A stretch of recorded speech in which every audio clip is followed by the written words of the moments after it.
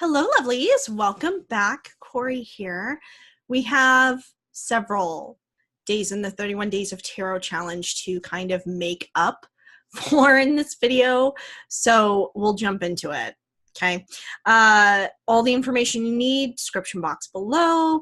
Just keep in mind, you guys, if you feel like you haven't been able to join the challenge because now it's the 27th of January.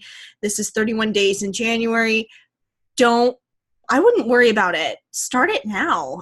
You can really start this challenge at any time. If you're watching these videos in June, July, it's August 14th. You can absolutely jump in and do this challenge on your channel, social media, etc.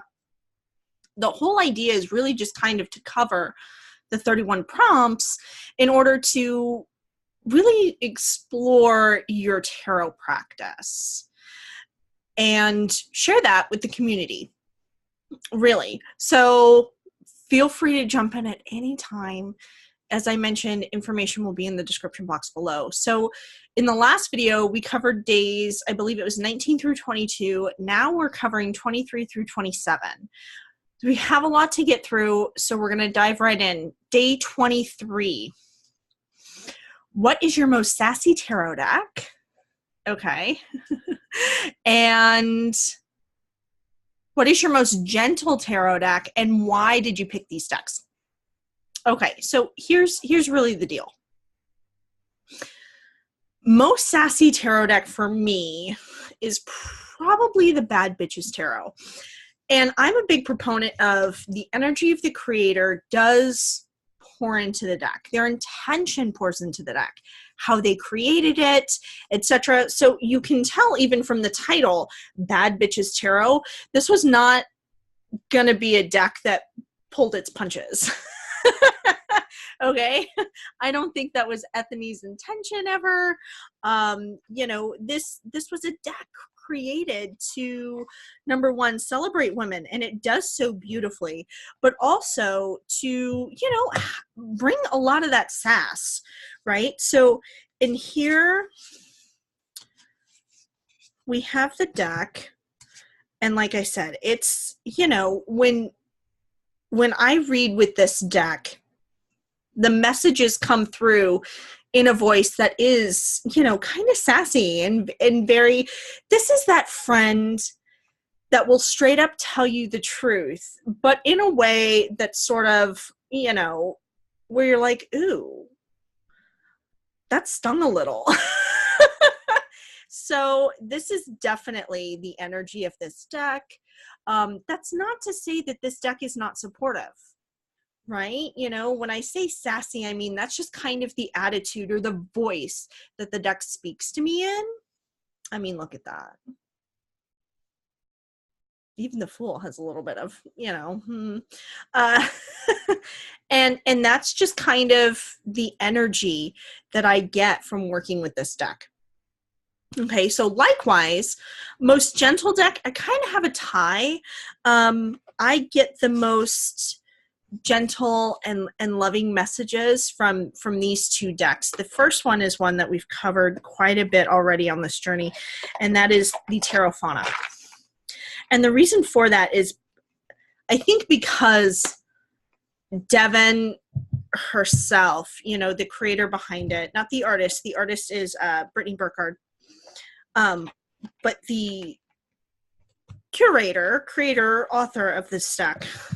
It's a lot of like mama bear energy, which is one of the things that I love about her. And I feel like that really just kind of translates into the messages that you get here. I mean, even look at the Death card and the transformation and how loving it seems.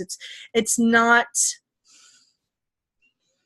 this deck, when it reads, it just kind of cradles you with the message. It says, look, here's what's happening. It's very truthful and honest, but it does it in a way that's, like a warm hug. It's a friend coming to you and going, look, I want to be real with you for a moment, but there's a silver lining.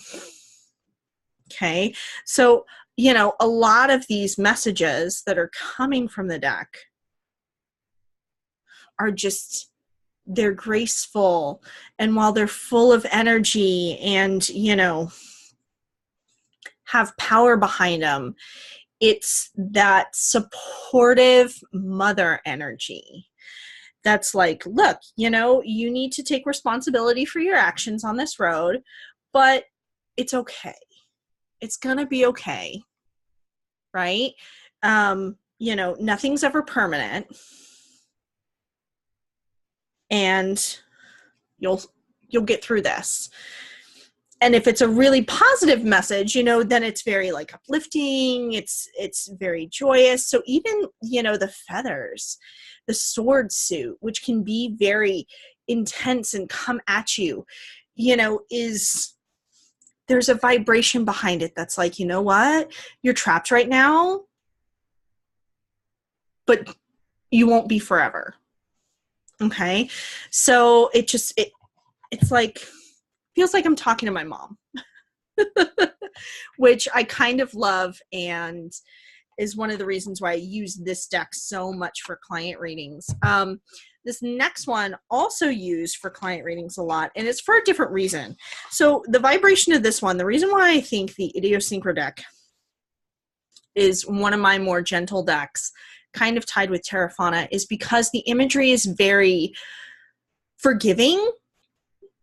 It's not, the imagery isn't in your face the way imagery from like the Wild Unknown Tarot or the Ludi Lesko Tarot or 13 Tarot, you know, the way some decks can come across the Marielle is very overwhelming.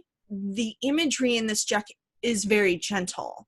So as far as, and I guess I should probably show you guys, because there aren't any people, you're really not seeing any animals either. I mean, look at that Judgment. You know, I feel like this deck is a good one to ease, oh, we got an upside down card, ease people into working with tarot, because the imagery is very fun. It's lighthearted. It's, you know, unassuming. It's gorgeous, in my opinion. It's one of my favorite decks to work with. Unfortunately, it's out of print. But it just, it's very non-threatening. Which I guess is kind of a weird thing to look at for, you know, a tarot deck. But there are some decks that I won't use to read for certain clients because I'm like, that one's too harsh. You know, I can't use that deck because of this voice. You know, I have to think of my audience, right? And even the Devil, I mean, I feel like the images are very easy for someone who's being new, you know, being introduced to tarot to digest, right? So this one I use for my corporate clients. There are some folks that I read for normally in an office setting, you know, wherever they are. These are former colleagues, coworkers, etc. My boss, this is the deck that I use when I read for them. So this is definitely a gentler deck.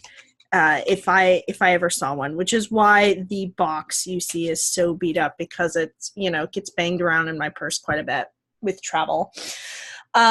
So day 24, what tarot card do you feel is the most misunderstood and why? This one was very difficult for me, you guys. I've been thinking about this prompt pretty much all month, and I don't have a singular tarot card that I feel is the most misunderstood. I think personally, where I struggle, especially where I struggled in the beginning of my journey, and where I think a lot of newer readers struggle, is with court cards. And I feel like a lot of the times the energy of the court cards can end up being misunderstood because we're thinking of them in terms of people in our lives, or us being that person, right? And so we're taking on an identity, and sometimes we don't translate that card into just energy or advice or guidance or anything like that. We're constantly seeing them as people and not necessarily as energy, right? So sometimes, especially in the beginning when I got pages a lot, I was trying to think of folks in terms, like I was interpreting messages from those cards as me being in the role of the page or somebody else being in the role of the page. And sometimes there would be a disconnect. And then, realizing later on that no, that was just an indicator of a message coming my way, seeing this page. So that's where sometimes I feel like there's a bit of a misunderstanding or disconnect when we try and look at cards. We get caught up sometimes in one singular meaning, and where we interpret that card every time we see it in the context of that meaning, as opposed to the wide range of meanings that it could have, and trusting our intuition to, select the right meaning or association for that card based on the question that we ask, the spread position, in pulling everything else into the picture. So rather than just like a singular card, personally, I misunderstood the court cards quite a bit when I started reading tarot. And every once in a while, they'll still trip me up, like legitimately. But what I'm really excited about is Ethany's actually coming out with her court card book in May. I pre-ordered it last year, and I'm very, very excited for that to show up. So if court cards are something that you're struggling with too, highly recommend that you look that up on Amazon and pre-order that guy, because it's going to be a good one. Now, 25. Do you have any tarot self-care rituals that are only for your personal practice?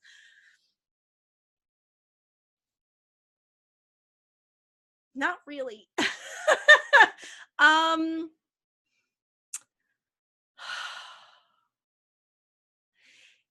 If I had to talk about one, because I really don't have any self-care rituals around tarot, other than I do a daily draw to look at energy, but I don't consider that self-care. I consider that as part of my daily spiritual practice, which my spiritual practice in and of itself, to me, I consider to be self-care. Someone's kind of hard because I don't correlate the two.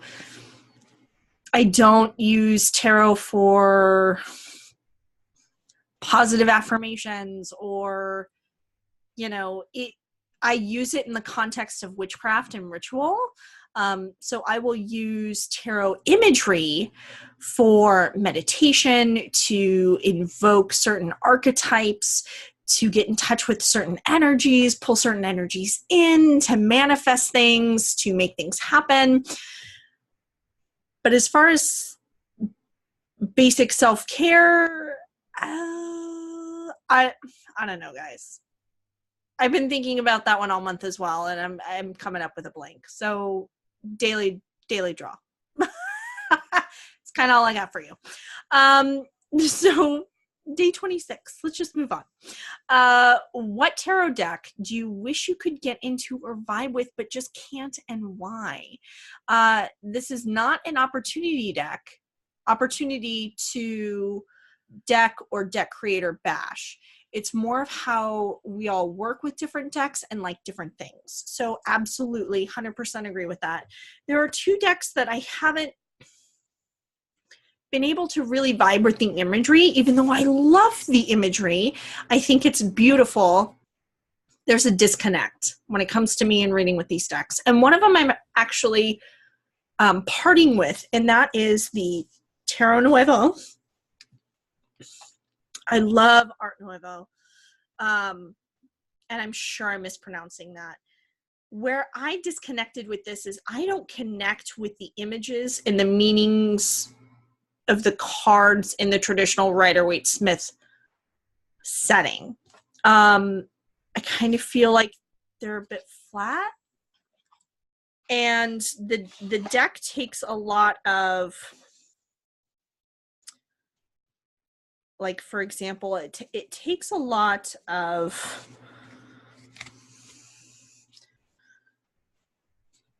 existing paintings, sculptures, you know, things like that, and, you know, puts them into a tarot format. But I don't I struggled with this because I get lost in the fact that I'm thinking about the statue or the painting, and I'm like, I don't really see how that's the energy of this card. Like, you know, this one for strength.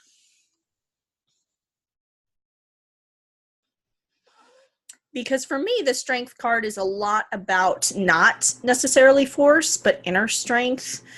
So that's where I'm like, I'm kind of disconnected with these images. And like I said, they're gorgeous. And I think that, you know, the artist did the best that they could with the images that they had to select and work with. But I struggle. Like, I don't really see this as the Nine of Swords. You know, the Nine of Swords for me is getting trapped in your head. It's about depression. It is about, you know, mental struggle, mental binds. And I just, you know, I see a girl kind of laying off to the side and there's a skull in the background. So it's not, you know, it's not to say that somebody else couldn't read with this deck and read it really well. And I can read and just go off of, you know, basic image, you know, basic meanings that I have in my head of the Rider-Waite-Smith deck, just looking at the top and saying, oh, Five of Pentacles, here's what's going on with you. But I also like to connect to the imagery as well and kind of describe to the client what's going on in the image and why that correlates to the message. And I don't get that here. I get it with some cards, but not with others. And like, one of the things that's kind of upsetting for me is that the King of Pentacles, which is one of my favorite cards in the deck, is the statue, the Rape of Persephone. And considering that Persephone is my matron, this is not a statue that I like. I really don't see how it correlates to the King of Pentacles. So that's kind of where I had a disconnect with this deck, or why I struggle to read with it. It's beautiful. I love the artwork. It was one of the first decks that I bought outside of my first deck, the Celtic Dragon Tarot, which is why the box is so beat up. It's gone through quite a few moves, but the deck is in almost perfect condition because I can't read with it. So I am parting with this guy. I'm hoping that he's going to go to a wonderful, wonderful home where someone will be able to read it and love it and use it and just really connect with it. This one I still struggle with. Never going to get rid of, though. It is the Wild Unknown Tarot. And it was the first indie deck that I ever purchased. This was before it was mass published. So this is one of the, I think this is the second edition printing. And I love it. It's beautiful. It's gorgeous. It's the first animal deck that I've ever owned. But some cards like this one, or just, you know, the Five of Swords, I really just have a disconnect with. And I get that this deck was created for folks who had a disconnect with traditional Rider-Waite-Smith imagery. But I'm really connected to traditional Rider-Waite-Smith imagery.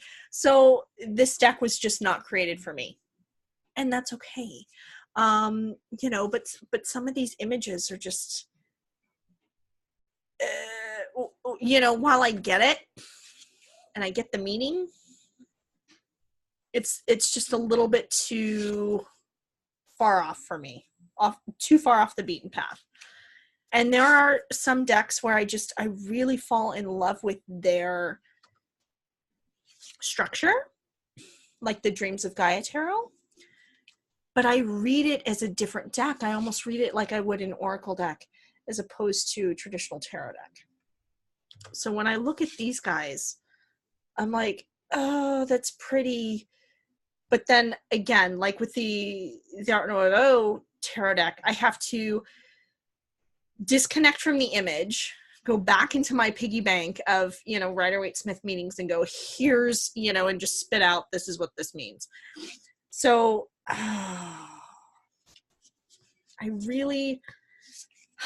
wanted to fall in love with this deck since I bought it.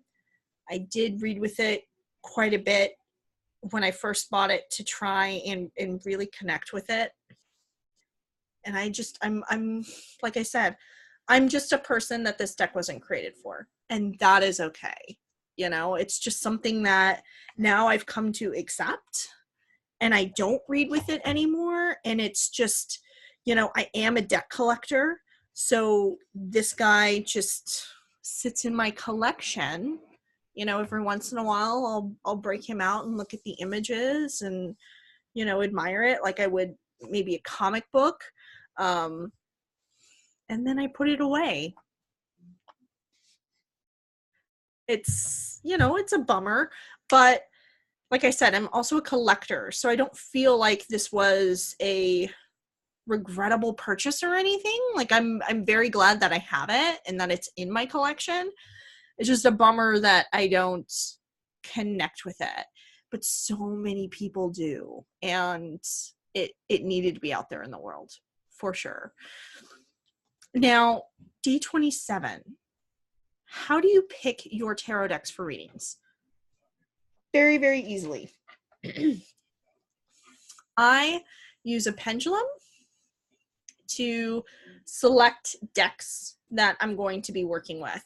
So there are some decks that I use seasonally, but as I'm going through this depth year, I am using a pendulum to select the one deck that I want to really go in depth with during that month.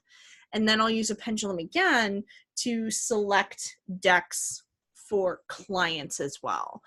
I have a certain set of decks that are like client decks that I use pretty much just for client readings, but I will connect with my pendulum.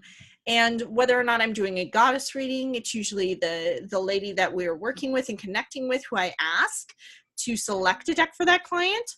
Or if we're just doing a more traditional reading, then I'll ask their guides to tell me what deck that client's going to connect with the most, especially if it's an email reading.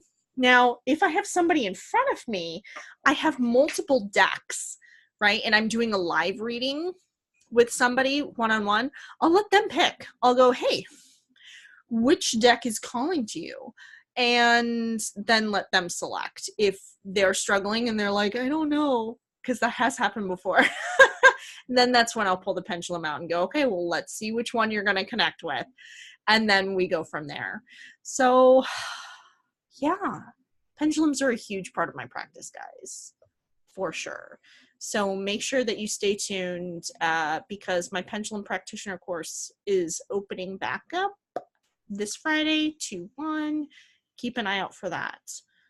Hope you guys enjoyed this video. I ran through it rather quickly, but that's because we have a lot to cover and I'm really behind. So I hope that you guys still enjoyed the video. Let me know your thoughts. Let me know what you guys think about each of these prompts, you know, how you select decks. I'm always fascinated. What cards you think are the most misunderstood, your most sassy deck, etc. All right, loves, that's it for this video. I hope to catch you in the next one. And until then, blessed be.